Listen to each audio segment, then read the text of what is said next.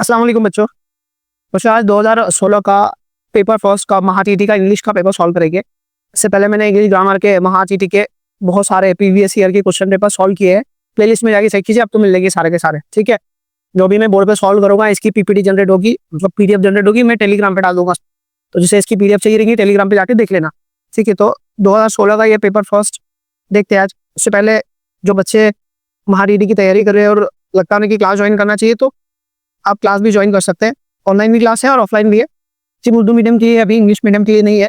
18 तारीख से batch start हुई है। Live classes with interaction offline भी है, ऑनलाइन भी है। रिकॉर्डेड लेक्चर भी है, आपको नोट्स, टेस्ट सीरीज, सारी तैयारियां पूरी की पूरी मुकम्मल तरीके से कराई जाती है, ठीक है। जो भी इंटरेस्टेड है वो यहाँ पर कॉन्टैक्ट डिटेल है, यहाँ पर उस पर कॉन्टैक्ट कीजिए। अगर ऑनलाइन करना चाहते हो तो यहाँ पर नंबर है, इस पर कॉल करो और बाकी इंक्वायरी कॉल करके पूछ लो, ठीक है। आगे बढ़ते शुरू कर। तो 2016 का पेपर है ये, मैं पेपर सेकंड ऑलरेडी सॉल्व कर चुका हूँ। ये 2016 का पेपर P1 का इंग्लिश का करेंगे हम लोग, ठीक है। तो पहला क्वेश्चन दिया है बच्चों यहाँ पे आप लोगों को, मिस स्पेल पहचानना है आपको। इसमें से मिस स्पेल क्या है, तो यहाँ पर है ना मिस स्पेलिंग है ना, ये प्रिविलेज की लिखी है। प्रिविलेज की स्पेलिंग प्रिविलेज इस तरह आती है, प्रिविलेज। यहाँ पर जो ई दिख रहा है ना, ई नहीं आया आता है इसमें, ये गलती की इसमें। देखिए कुछ कुछ बहुत कॉमनली पूछे जाते हैं, हमेशा पूछे जाते हैं। तो ऐसे कुछ अल्फाज है, उसमें एक प्रिविलेज है। उसके बाद में एक सैटेलाइट है, मिससेलेनियस है, मिससेलेनियस हो गया, सैटेलाइट हो गया। और ऐसे कुछ गिने चुने हैं प्रीवियस। कोई भी आप लोग एग्जाम, जो दूसरे कोई भी एग्जाम में स्पेलिंग को लेकर जो बार बार पूछेंगे वही पढ़िए, सिर्फ रिपीट वही होते कुछ तरह के क्वेश्चन से जो बार बार पूछे जाते। तो ऐसे कुछ अल्फाज है जो बहुत ही मतलब ज्यादा पूछे जाते हैं, तो वो रट के रखे भी आपने या उसकी प्रैक्टिस करके तो भी आपका काम चल जाता है। तो उसमें ये प्रिविलेज भी आता, सैटेलाइट आता, मिससेलेनियस आता, बुगे आता, ऐसे और कुछ अल्फाज हैं जो पूछे जाते बार बार, ठीक है। बाकी यहाँ पे इसकी प्रोग्रेशन की, प्रोफेशन की और प्रीरिक्विजिट की स्पेलिंग एकदम बराबर है। स्पेलिंग मिस्टेक है इसकी, प्रिविलेज। अगला है select the name of the underline clause. तो आपको ये जो क्लॉज है अंडरलाइन करा हुआ ये वाला, तो ये वाला क्लॉज किस टाइप का है पहचानना है। तो लिख ले, but the train will be late is certain, है ना। तो यहाँ पर बच्चों बहुत सिंपल है, यहाँ पर लिखा ऐसा है, इट इज, है ना, यहाँ समझाता साइड में। मतलब यहाँ पर आपको सिर्फ इतना है, it is certain, it is certain, है ना, इतना लिखा है। तो ये जो सब्जेक्ट है, तो सब्जेक्ट की जगह पर पूरा क्लॉज यूज किया उसने। क्या लिख ले, that train will be late, that train will be late, late is certain, ठीक है। तो मतलब ये इट की जगह पर, ये इट की जगह पर ये पूरा क्लॉज यूज किया। मतलब हम ये कह सकते हैं कि ये सब्जेक्ट की जगह पर, है ना, सब्जेक्ट की जगह क्या था, सब्जेक्ट इट, उसकी जगह पर ये पूरा क्लॉज यूज किया। तो सब्जेक्ट की जगह भी यूज किया। और सब्जेक्ट, कभी भी सब्जेक्ट हमेशा नाउन रहता, तो एक नाउन शब्द के या प्रोनाउन रहता, नाउन या प्रोनाउन रहता, क्योंकि नाउन की जगह ही प्रोनाउन लेते ना, इसलिए प्रोनाउन भी आ जाता नाउन की जगह। तो ये जो है सब्जेक्ट, ये पूरा क्या रहता, नाउन या प्रोनाउन रहता। ये पूरा क्लॉज हो गया नाउन क्लॉज, कि नाउन क्लॉज हो गया। वो क्लॉज है ना बहुत सिंपल है, थोड़ा सा समझना पड़ता है सही, एकदम सिंपल आते हैं, फटाफट होते, कुछ मसला नहीं आता। अगला जो क्वेश्चन है वो पैसिवाइज करने के लिए पूछ रहा है आपसे कि पैसिवाइज करना है, सॉरी एक्टिवाइज करना है। जो करेक्ट एक्टिवाइज सेंटेंस गिवन सेंटेंस, तो यहाँ पर है ना ये वाला पैसिवाइज का सेंटेंस दिया आपको, इसको आपको एक्टिवाइज करना है। अब यहाँ पर लिखा क्या है कि leopards are surrounded by human settlements. So यहाँ पर आर सराउंडेड पैसिवाइज है, इसका मतलब ये सिंपल टेंस है, सिंपल प्रेजेंट टेंस है ना। क्या ये, क्योंकि पैसिवाइज का सिंपल प्रेजेंट टेंस है, तो एक्टिवाइज में सिंपल प्रेजेंट टेंस कैसा लिखते हैं हम लोग, एक तो वर्ब का V1 फॉर्म आता है या V5 आता, ठीक है। तो अब ये दोनों किसके हिसाब से आता है, जो भी सब्जेक्ट रहेगा उस पर। और यहाँ पे सब्जेक्ट क्या है, ह्यूमन सेटलमेंट्स, है ना, ह्यूमन सेटलमेंट्स है। तो जो वर्ब का जो फॉर्म आएगा वो आएगा V1, ये V1 आएगा, क्योंकि यहाँ पे प्लूरल है, ह्यूमन सेटलमेंट्स ऐसा लगा है, तो V1 आएगा, यानी कि हमको V1 चेक करना है। तो यहाँ पे सेटलमेंट्स V5 है, V5 सिंगुलर थर्ड पर्सन के लिए यूज किया जाता है ना। ये जो V5 रहता है ये किसके लिए, ही, शी, इट और कोई सिंगल नाम जैसे स्टूडेंट, इनके लिए यूज किया जाता है, और ये बाकी सबके लिए। तो यहाँ पर सेटलमेंट्स है, प्लूरल है, सिंगुलर नहीं है, तो यहाँ पे V5 नहीं आना चाहिए, V1 चाहिए। यहाँ पे भी सेटलमेंट्स है, यहाँ पे भी V5 है, ये भी गया, यहाँ पर सेटलमेंट ये V1 है यहाँ पे, तो ये करेक्ट आंसर, ये गया, ये गया, यहाँ पे भी सेटलमेंट्स ये भी गया, ये आंसर हमारा ये हुआ। तो वॉइस में कौन सा टेंस, एक्टिव वॉइस में, पैसिव वॉइस में कौन सा रहता है, उस पर सब चीजें डिपेंड करती है कि कौन सा एक्टिव वॉइस का टेंस है, पैसिव वॉइस में वो कैसे टेंस बनेगा, बस ये समझना रहता है। तो पूरा हेल्पिंग वर्ब के ऊपर डिपेंड रहता है यहाँ पे क्या रहने वाला है, इसलिए बहुत ईजी हो जाता। पास्ट परफेक्ट टेंस आपको चेक करना है। पास्ट परफेक्ट टेंस मतलब हैड वी थ्री आना चाहिए, had we three, had we three जहाँ रहेगा वहां समझ लेना विच है। तो यहाँ पर हैड गॉन है, ठीक है, हैज गॉन गया, हैज गॉन गया, वाज गॉन गया, आंसर आपका ये वाला। अगला क्वेश्चन है सेंटेंस करेक्ट इनडायरेक्ट स्पीच पूछ रहा आपसे। तो यहाँ पर लिख ले mister Khan said how beautiful it is to set to get out, sorry get our car clean. तो ये जो है ना, ये WH वर्ड वाला मतलब इंट्रोगेटिव का सेंटेंस, WH वर्ड जिसमें यूज किया गया है। तो ऐसे में हम लोग ना रिपोर्टिंग वर्ब लेते आस्क, सॉरी हाउ वाला, ये इंट्रोगेटिव नहीं है, दिस इज एक्सक्लेमेटरी सेंटेंस। है एक्सक्लेमेटरी मार्क्स देखा नहीं मैंने, ये पूरा सेंटेंस कौन सा है, एक्सक्लेमेटरी सेंटेंस है ना। How beautiful it is to get our car clean, तो यहाँ पर एक्सक्लेमेटरी मार्क्स ये वाला, तो ये एक्सक्लेमेटरी सेंटेंस है बच्चों, एक्सक्लेमेटरी। तो एक्सक्लेमेटरी सेंटेंस का हम लोग जब इनडायरेक्ट करते हैं तो हम लोग क्या करते हैं, यहाँ पर सेट की जगह जो रिपोर्टिंग वर्ब रहता है वो एक्सक्लेम यूज करते हैं, तो हर जगह क्या एक्सक्लेम है। अब यहाँ पर कंजक्शन क्या यूज करते हैं, दैट, यहाँ पर दैट नहीं है, यहाँ पे दैट है, यहाँ पे दैट है, यहाँ पे दैट, ठीक है। तो ये तीन ऑप्शन हमारे बचे। अब हम लोग इसको क्या करते हैं, नॉर्मल सेंटेंस बनाते हैं। ये जो असर्टिव सेंटेंस है इसको नॉर्मल बनाते हैं और टेंस चेंज करते हैं। तो नॉर्मल क्या, पहले तो टेंस चेंज करेंगे, यहाँ पे इट इज है ना तो वो इट वाज हो जाएगी, तो इट वाज हो जाएगा, तो यहाँ पे वाज नॉट नहीं है, तो यही दो ऑप्शन बचे हमारे। अब हमको देखना है कि ज्यादा अप्रोप्रिएट कौन सा है इसमें से। हाउ की जगह वेरी आ जाता, यहाँ पर वेरी आ जाता। It was beautiful to get, get नहीं, यहाँ पर क्या है गेट, कभी भी टू आया तो उसके बाद इन्फिनेटिव आता, वी वन आता हमेशा। इन्फिनेटिव मतलब टू के बाद हमेशा वर्ब का पहला फॉर्म आता हमेशा, यहाँ पे दूसरा, इसलिए गलत हो गया।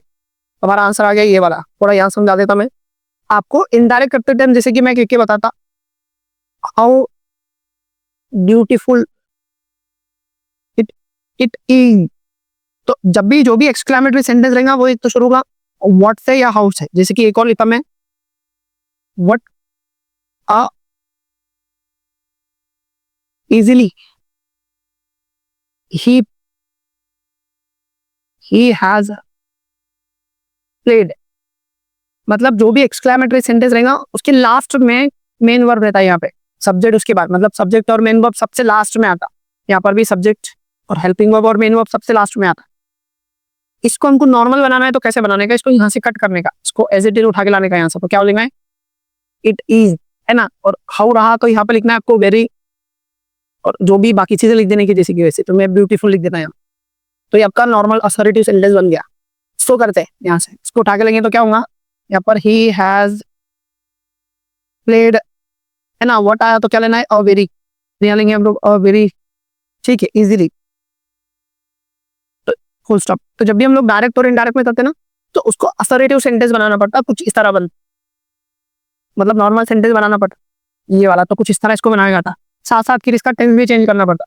तो यहाँ पर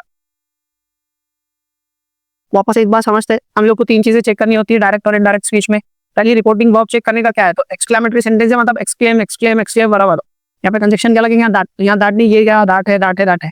आप चेंज करेंगे टेंस, तो यहाँ पर इट इज है तो इसका नॉर्मल सेंटेंस बनेगा और इट वाज होगा। हम क्या करेंगे, इसको कट करेंगे, इधर लेके आएंगे, इसको इधर लेके कट, इट इज वेरी, और हाउ का होगा वेरी, तो यहाँ पे इट इज, सॉरी, और जब टेंस में उसको टेंस भी चेंज करना पड़ेगा, हमको पास्ट टेंस करना पड़ेगा। एक बार समझा देता। और जब भी हम लोग टेंस में ना, यहाँ पर लिखा था ए सेड टू बी, ऐसा लिखा होता है, इन्वर्टेड कॉमा आता, और यहाँ पूरा एक सेंटेंस आता। तो ये जब पास्ट टेंस है ना, तो जब हम लोग इनडायरेक्ट करते हैं उसको, तो हम क्या लिखते हैं यहाँ पे, जो भी ए आस्क जो भी रहा वो लिखते हैं, ए आस्क बी, और यहाँ कोई कंजक्शन यूज करते हैं, कंजक्शन, और फिर ये वाला जुमला फिर से लिखते हैं। तो हम क्या करते हैं, कंजक्शन लगने के बाद में ये पास्ट टेंस है तो ये सेंटेंस को भी पास्ट करना पड़ता है यहाँ पे, तो इसलिए यहाँ पर ना हमको पास्ट करना पड़ा, it was very beautiful. But यहाँ पर ये जो है ना वर्ब फॉर्म भी वो आ गया, तो यहाँ V1 आता हमेशा, ये नहीं आता, इसलिए गलत हो गया। ये आंसर ये वाला था। यार बहुत सारी चीजें समझानी पड़ती, 1 सेकंड या 10 सेकंड में आंसर निकालने के लिए, तो मैं एक साथ एक ही लेक्चर में पूरा बताऊंगा। यहाँ पे तो क्वेश्चन पेपर वैसे रह जाएगा, बट ये बहुत ईजी होता है, बहुत जल्दी समझ में आता। तो मोटा मोटा समझ में आ रहा हूँ आपके क्या कर रहा हूँ मैं, नहीं आ रहा हूँ तो मैं स्पेशल लेक्चर लूंगा इस पर, आपको क्लियर कर देगा सब चीज। ठीक है।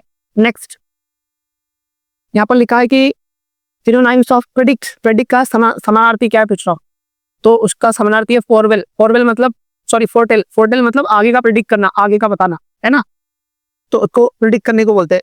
ऑब्जर्व करना है, असर्ट करना है, एक्सप्लेन करना है, ये सब अलग अलग है, इसलिए इसका सिनोनिम। अपोजिट वर्ड यहाँ लिख ले एंडो। एंडो यानी कि देनगी। देनगी या कोई चीज देना, देनगी देते लोग, पैसे देनगी के तौर पे दे देते, गिफ्ट के तौर पे, उसको बोलते हैं एंडो। तो मतलब यहाँ पे देना, इसका मतलब है देना, दान करना।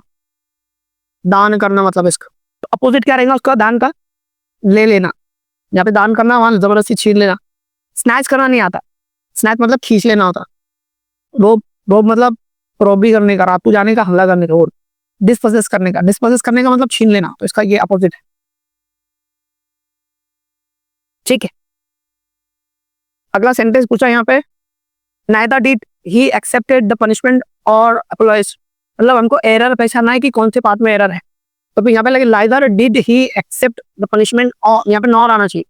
नाइदर के साथ नॉर आता, नाइदर नॉर, आइदर और आता, आइदर के साथ और आता। ठीक है, नाइदर के साथ क्या आता, नॉर, ये नॉर आना चाहिए था। मतलब ये पार्ट में प्रॉब्लम है, सी में, इसलिए आंसर सी है। अगला सेंटेंस क्या हो रहा है आपका, डिग्री पहचानने का है। ठीक है, डिग्री है तो dogs are easier to, dogs are easier to catch than, मतलब कंपेरेटिव डिग्री है। Dogs are easier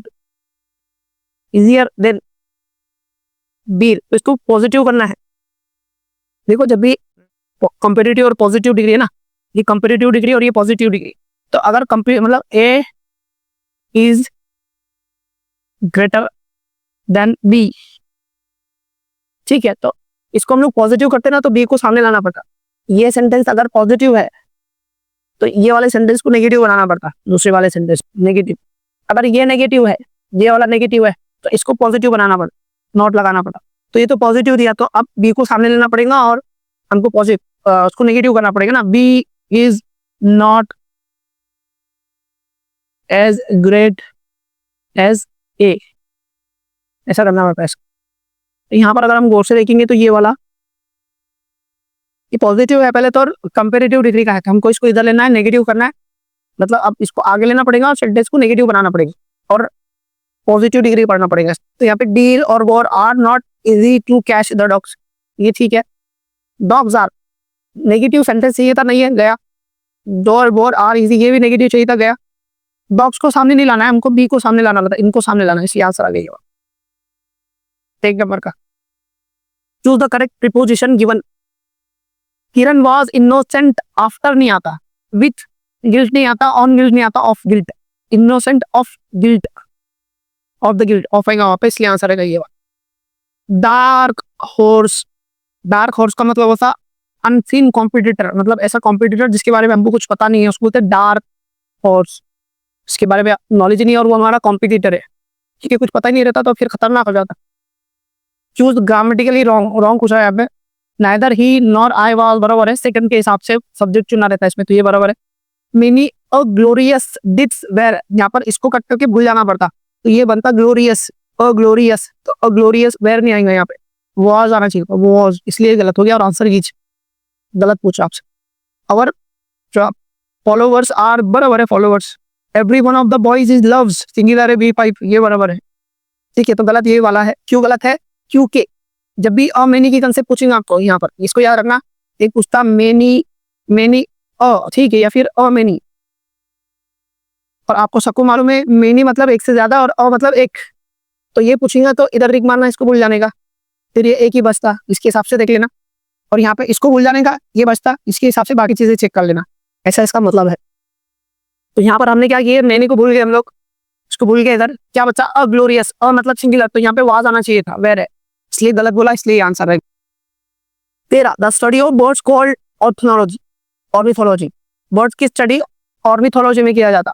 Salim Ali सबको पता होंगे ना, सलीम अली मुंबई के एक बहुत बड़े, जिन्होंने बर्ड्स में पीएचडी की, दुनिया भर में उनका नाम है, बहुत बड़े ऑर्निथोलॉजिस्ट, ऑर्निथोलॉजिस्ट सलीम अली। जगह जगह तालाबों का नाम देखिएगा आपको सलीम अली, क्योंकि उन्होंने बर्ड्स के बारे में इतना नॉलेज था, उनको इतनी समझ थी, तो उन्होंने इस पर पीएचडी किए थे, बहुत बड़ा नाम है ऑर्निथोलॉजी में, सलीम अली, ठीक है।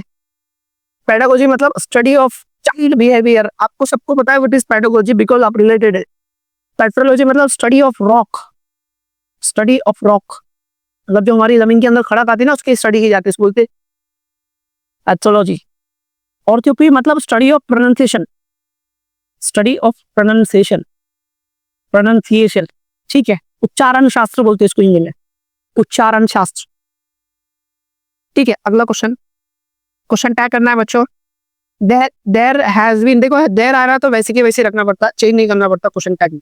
और यहाँ पे हेल्पिंग वर्ब आ गया तो हमको क्या करना है, हैज नॉट देयर, इतना करना है।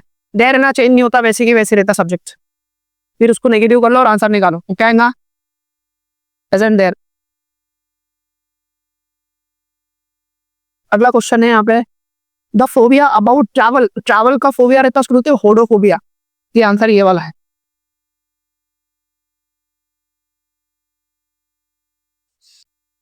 बिब्लोफोबिया मतलब किताब बुक्स का या फिर स्टडी का डर, है ना, या स्टडी का डर जो रहता है उनको बोलते हैं बिब्लोफोबिया। एनीफोबिया मतलब पॉवर्टी का डर, गरीबी का डर, पॉवर्टी का डर रहता। नेक्टोफोबिया में मतलब नाइट, अंधेरे का शायद है ना, अंधेरे का डर।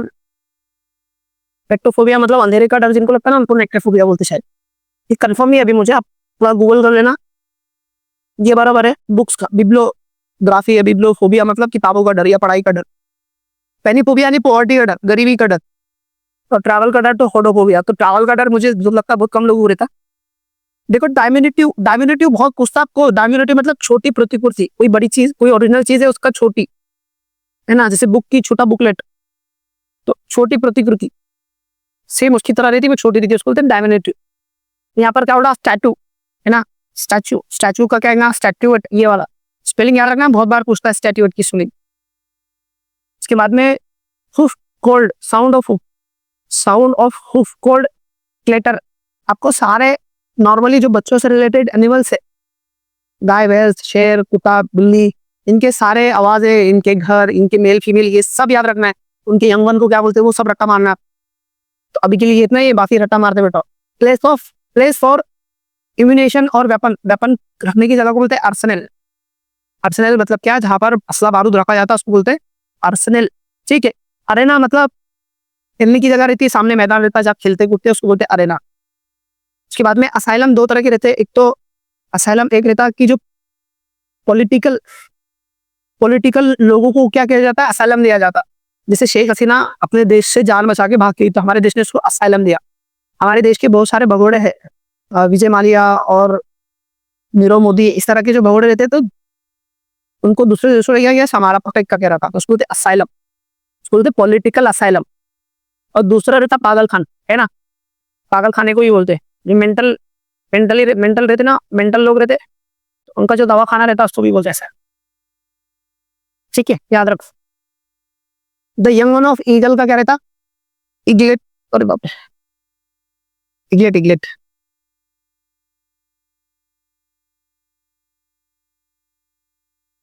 क्लासिफाइज करना है इसका। Give advice on this problem, क्या रहेगा, let advice be given, let advice be given on this problem ना, let be advice be given, that problem नहीं आता, दैट और दिस की कंसेप्ट डायरेक्ट और इनडायरेक्ट है, यहाँ भी नहीं है तो कंफ्यूज मत होना। लेट एडवाइस बी, गिव नहीं आता, गिवन चाहिए, ये भी क्या, let be advice be given on this problem, ये बराबर है let advice be given on this problem, नहीं, लेट एडवाइस बी गिवन, नहीं ये गलत हो गया, लेट एडवाइस आना चाहिए था, ये गलत, लेट एडवाइस बी गिवन आना चाहिए ना। नेक्स्ट, हार्डली वेन देखना है हमको। हार्डली वेन हमको क्या करना रहता है, एज सुन एज की जगह पे हार्डली लगाना रहता है और उसके बाद हार्ड लगाना रहता है। कहानी ऐसी है कि आपको क्या करना है, ये हटाना है और ये वाले सेंटेंस को वर्बल क्वेश्चन के साथ पास्ट परफेक्ट करना है, ऐसा रहता है ना। यहाँ पर क्या करना है, ये वाले सेंटेंस को आपको पास्ट परफेक्ट का वर्बल क्वेश्चन बनाना रहता, पास्ट परफेक्ट का वर्बल क्वेश्चन। तो मतलब पास्ट परफेक्ट कब लिखना, जब कोई भी क्या हैड V3 जब ये पास्ट परफेक्ट है, बट हमको हैड को हार्डली के साथ लाना पड़ता आगे, मतलब वर्बल क्वेश्चन बनाना पड़ता। तो यहाँ पर आपको क्या करना पड़ेगा, इसका वर्बल क्वेश्चन हैड लग के, तो यहाँ इसलिए हैड है और यहाँ V3 लिखना पड़ेगा, और हार्डली है यहाँ पे है नहीं, तो यहाँ पर hardly had Kiku come home when all where happy, ये बराबर है हार्डली हैड किकू कैम आ गया, कैम नहीं V3 चाहिए, ये V3 है।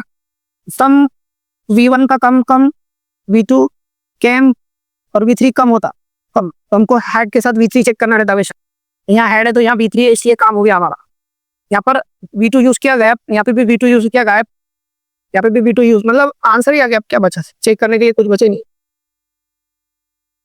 हो सकता है क्या मैं कर रहा हूँ यहाँ पर आपको शायद नहीं समझ में आ रहा होगा, बट एक बात याद रखिए कि अब पेपर में आपको ये सब चीजें सीखनी होती है, इस तरह फास्ट पेपर अटेम्प्ट करना होता है, तो इसलिए मैं कर रहा हूँ ऐसा। मैं डिटेल एक्सप्लेन करने जाऊंगा, एक ही क्वेश्चन की बड़ा लेक्चर हूँ, इसलिए मैं थोड़ा अवॉइड कर रहा।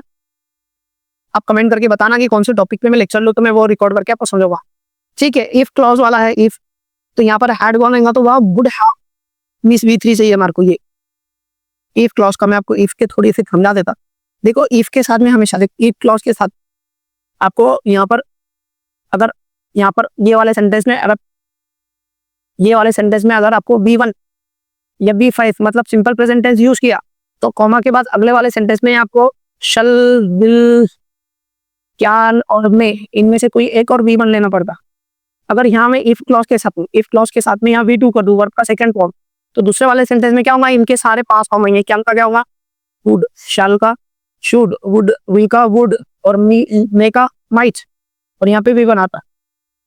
वैसे ही पास्ट परफेक्ट इफ के साथ में है ना, यहाँ पर प्रेजेंट परफेक्ट टेंस है, मतलब हैज है या फिर हैव है, और V3 है वर्ब का सेकंड फॉर्म। तो आपको यहाँ क्या लेना है, यहाँ पर लेना है आपको शल लेना है, विल, में और क्या रहेगा, क्या ये लेना है, और बड़ा सा हैव और V3, इसे स्ट्रक्चर इसके। अगर ये यहाँ पे पास्ट टेंस करेंगे हम लोग, तो क्या होगा, इफ के साथ में, यहाँ पे इफ के साथ में हैड V3 और यहाँ फॉर्म आता है। यहाँ पर हमको लेना है शुड, वुड, माइट और कुड लेना है, बड़ा सा हैव आएगा और V3। तो यहाँ पर अगर गौर से देखेंगे आप लोग, तो यहाँ पर पास्ट परफेक्ट टेंस है, तो इसलिए यहाँ पर वुड हैव मिस आना चाहिए, ये वाला आंसर है। नॉट ओनली बट ऑल्सो का इस्तेमाल करना है मेरे को, नॉट ओनली बट ऑल्सो। तो यहाँ पे क्या लिखा है कि the boy let out a hurrah and started jumping, मतलब ये में एक वर्ब है और ये एक वर्ब है, तो इनके पहले नॉट ओनली बट ऑल्सो लगाना है। इसके पहले लगेगा नॉट ओनली और इसके पहले लगेगा बट ऑल्सो। कोई दो चीज जिसमें कंपेयर किया गया है वो आइडेंटिफाई करने का, और फिर एक के पहले नॉट ओनली लगाना, दूसरे के पहले बट ऑल्सो लगाने का। तो अब हम लोग उसको चेक करेंगे, तो यहाँ लिखे नॉट ओनली स्टार्ट में नहीं आता, द बॉयज लेट आउट से पहले होना था, लेट से पहले नॉट ओनली बट ऑल्सो हो गया। The boys not only let out the hurray but also started jumping, ये बराबर है। द बॉयज लेट के पहले नॉट ओनली बट ऑल्सो, ये भी गया। अगला सेंटेंस पूछा आपसे WH वर्ड क्वेश्चन बनाना है, तो ये वाला आपके आंसर आना चाहिए, ऐसा सवाल बनाना है। तो क्या आएगा, व्हाट, अब व्हाट डू आएगा कि डज आएगा कि डिड आएगा, क्या आएगा। एक तो आपको WH वर्ड क्वेश्चन बनाना रहता, तो WH वर्ड के बाद में हेल्पिंग वर्ब आता, ये तो पहले निकल गया। अब इनमें से चेक करना है तीनों में से क्या आएगा, तो डिड आएगा कि डू आएगा। यहाँ पर 10 नंबर टीम यहाँ पे सिंगुलर है, अगर ये सिंपल प्रेजेंट टेंस होता तो यार सेट्स आता, सेट्स, इसका ये मतलब है कि ये पास्ट टेंस है, इसलिए डिड आएगा। एक ये डिड, ये निकल गया आपका, ये डिड बचा, ये डिड बचा। तो अब चेक कर लो इसको कौन सा सही है दोनों में से, दोनों डिड में से। तो what did the 10 member team set up with ल्यू बिल्ट, और what did the 10 member team set नहीं आना चाहिए, यहाँ डिड आ गया तो वापस सेट आने की क्या जरूरत है, इसलिए खत्म, ये बच्चा एक नंबर का। लास्ट क्वेश्चन है, चूज एक्टिव वॉइस, मतलब जो सेंटेंस दिए है वो एक्टिव वॉइस चूज करना है। एक्टिव वॉइस मतलब अपना जो नॉर्मल टेंस पढ़ते हैं हम लोग वो एक्टिव वॉइस रहता, और पैसिव वॉइस क्या रहता है, पैसिव वॉइस में टू बी के फॉर्म रहते अलग अलग और V3 रहता। ये कभी भी आपको टेंस में नहीं दिखेगा ऐसा, ये सिर्फ पैसिव वॉइस में आता, टू बी के अलग अलग फॉर्म और V3। यहाँ पर देखेंगे आप वेयर गिवन, टू बी का फॉर्म है और V3 है, मतलब पैसिव वॉइस है ना। विल आ गया, आई विल, ये तो एक्टिव वॉइस हो गया। हैड बीन, बी का फॉर्म आ गया और V3 आ गया, तो ये भी passive voice. Was sent, to be और V3 है, ये भी पैसिव वॉइस, इसलिए एक ही एक्टिव वॉइस है। ठीक है बच्चों, तो यहाँ पर हमारा पेपर 2016 का खत्म हुआ, थोड़ा फास्ट ले लिया मैंने इसको, होपफुली आपको समझ में आया होगा। तो शेयर करो सारे बच्चों तक जो महाटीटी की तैयारी कर रहे हैं, तो इंग्लिश के ऐसे पूछता, ऐसी तैयारी करनी होती है। ठीक है, मिलते हैं नेक्स्ट वीडियो में, तब तक के लिए इजाजत दो, बाय बाय, अल्लाह हाफिज़।